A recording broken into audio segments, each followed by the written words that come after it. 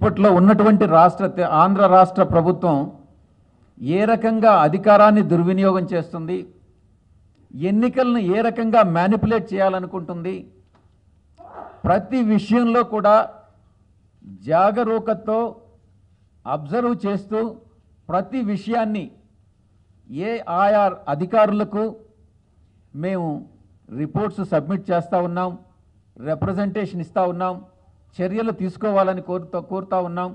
ప్రతిరోజు కూడా ఈ యొక్క రిప్రజెంటేషన్స్ ఇవ్వడం జరుగుతుంది. భవిష్యత్తులో కూడా నెక్స్ట్ రాబోయేటటువంటి 3 రోజులు కూడా ఇది కొనసాగుతుంది.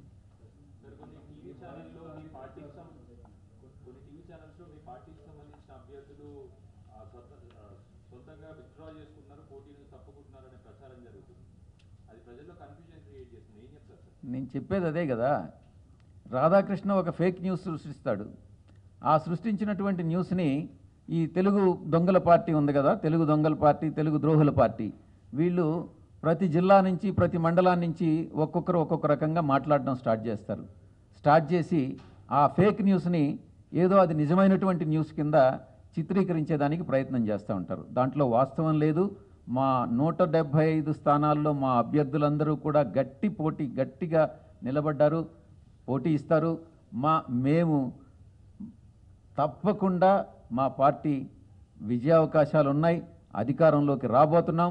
అందుకే ఒక ఫ్రస్ట్రేషన్తో ఈరోజు చంద్రబాబు నాయుడు, ఆ తెలుగుదేశం పార్టీ నాయకులందరూ కూడా ఈరోజు మాట్లాడడం జరుగుతూ ఉంది.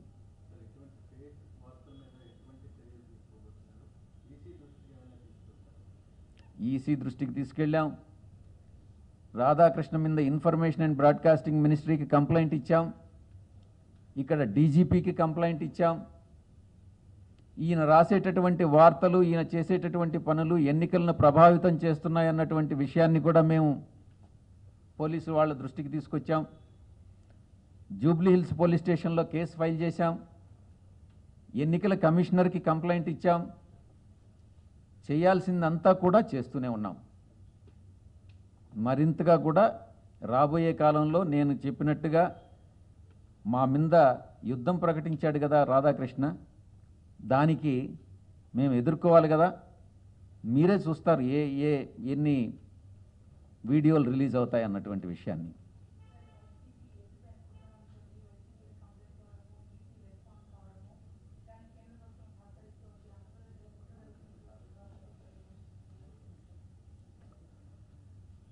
బీజేపీకి వైఎస్ఆర్సీపీకి ఎటువంటి సంబంధం లేదు.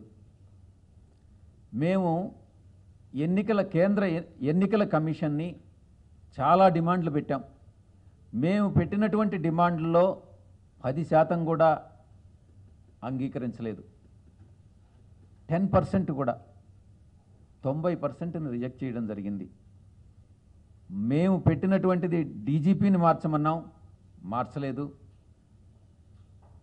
ప్రకాశం జిల్లా, విజయనగరం జిల్లా, గుంటూరు రూరల్, చిత్తూరు జిల్లా ఎస్పీలను మార్చమన్నాం, మార్చలేదు. ఇంకా మరికొంతమంది ఆఫీసర్స్ని మార్చమన్నాం, మార్చలేదు.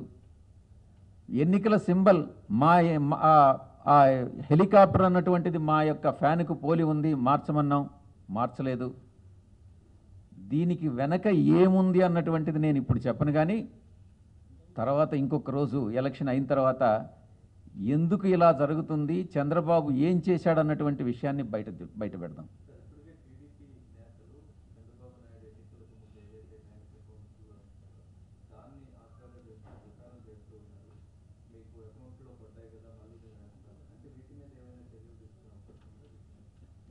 ఇది చంద్రబాబు నాయుడు సొమ్ము కాదు, ఆ బ్యాంక్ అకౌంట్లో వేసింది. నాయన సొమ్మో ఏదో ఒకటి వేసి ఉంటే పర్వాలే, అది కాదు. పావలా వడ్డీ ఏదైతే ఉందో అది క్యాన్సిల్ చేశాడు. వాళ్ళకి ఏదైతే రుణాలు ఇచ్చారో ఆ రుణాలంతా మొత్తం వడ్డీ అయింది. ఈరోజు ఆ వడ్డీని చెల్లించకుండా పేరు మార్చి పసుపు కుంకుమ పేరుతో మహిళలను మోసం చేస్తూ ఈరోజు అదేదో తనిచ్చినట్టుగా ఏదో ఒక భావన కల్పిస్తూ ప్రజలందరినీ కూడా ముఖ్యంగా మహిళల్ని, రైతులందరినీ కూడా మోసగించడం జరుగుతుంది. కానీ చంద్రబాబుని నమ్మేటటువంటి పరిస్థితి అయితే ఈరోజు లేదు. ఎవరు కూడా నమ్మడం లేదు. ఇస్తే తీసుకుంటారు, ఈవెన్చువల్గా ఓటు అయిపోయేది వైఎస్ఆర్ కాంగ్రెస్ పార్టీకి. ఏ వీడియో? దానిలో సంభాషణ చూస్తే తెలుస్తుంది కదా, అది రీసెంట్దా ఎప్పుడుదా అనేటటువంటిది. ఆరోగ్యశ్రీని మార్చాలనడం, ఆ లైట్స్ విశాఖపట్నంలో ఆ లైట్స్ గురించి మాట్లాడడం, మీరే అర్థం చేసుకోవచ్చు ఎప్పుడుదాని అన్నటువంటిది.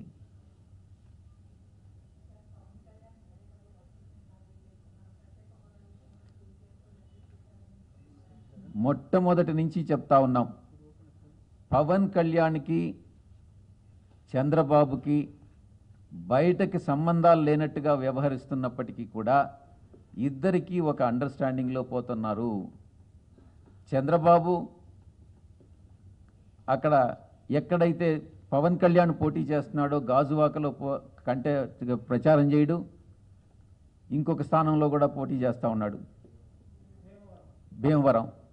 భీమవరంలో చంద్రబాబు ప్రచారం చేయడు, అలాగే పవన్ కళ్యాణ్ కూడా కుప్పంలో ప్రచారం చేయడు, మంగళగిరిలో ప్రచారం చేయడు.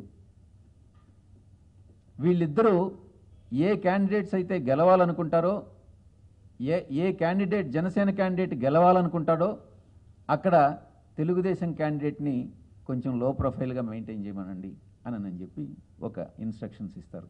ఈ రకంగా ఒక అనైతికమైనటువంటి ఒక అండర్స్టాండింగ్తో వీళ్ళు ముందుకు పోవడం జరుగుతూ ఉంది.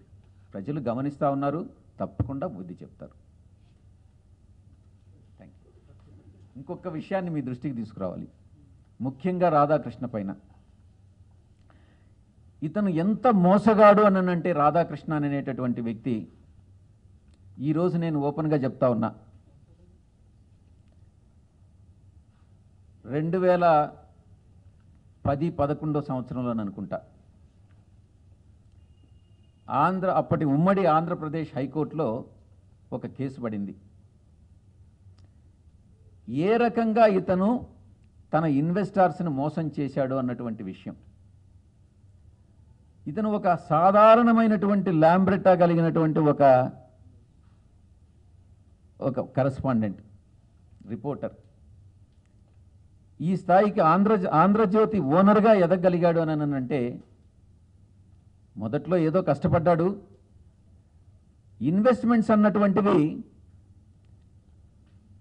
మన విజయ ఎలక్ట్రికల్స్ దాసర్ రమేష్ గారి దగ్గర, నూజివీడు సీడ్స్ నుంచి, బొజ్జల గోపాలకృష్ణారెడ్డి గారి మిత్రుల దగ్గర నుంచి భారీ ఎత్తున అమోదా పబ్లికేషన్స్లో ఇన్వెస్ట్మెంట్స్ తీసుకొని వాళ్ళకి ఒక్క పైసా అంటే ఒక్క పైసా కూడా తిరిగి ఇవ్వకుండా, వాళ్ళ పేర్లు కూడా రిజిస్టర్లో లేకుండా, రిజిస్టర్ ఆఫ్ కంపెనీస్లో వాళ్ళని మెంబర్స్గా కూడా లేకుండా తీసేసి ఇన్వెస్టర్స్ అందరినీ కూడా మోసం చేసినటువంటి ఒక దగాకోరు ఈ యొక్క రాధాకృష్ణ.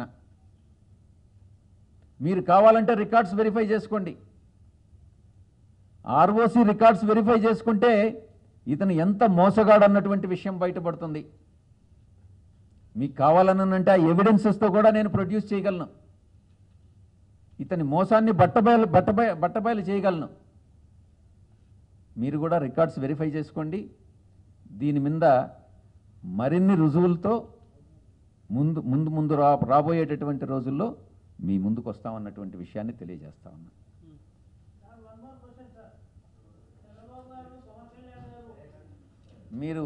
మీరు పత్రికా విలేకరు అయితే మీరు అడగొచ్చు.